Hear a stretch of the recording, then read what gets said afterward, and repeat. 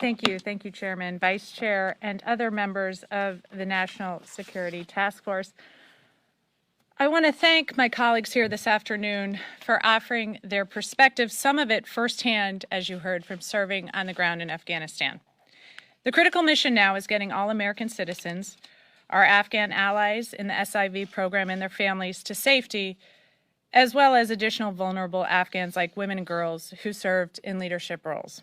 This is, of course, of particular concern to me because we, America, supported their efforts to access education and leadership roles throughout Afghanistan, and they're now in danger as a result of taking on those roles.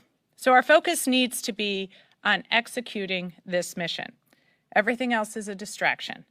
And from the reports we've seen and heard, the several thousand soldiers and Marines currently on the ground in Kabul are executing it well, with compassion, care, and efficiency, and I want to commend our military members. Make no mistake, this evacuation is an extremely dangerous mission, and it's set to get more dangerous in the coming days.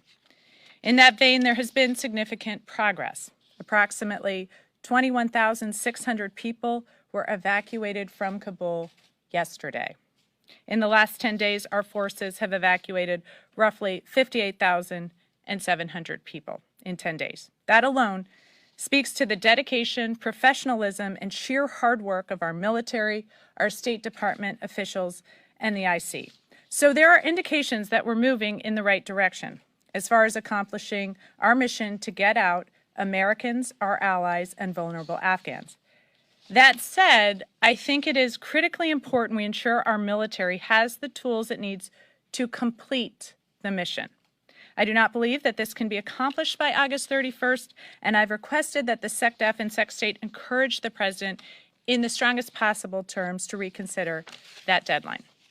I know everyone standing here has stories from their districts, much like the ones I'm hearing, hundreds of requests for help.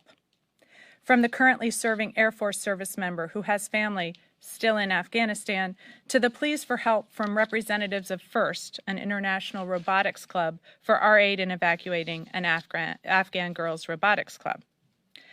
And I want to take a moment to say a particular thanks to my friend Jason Crow for his leadership.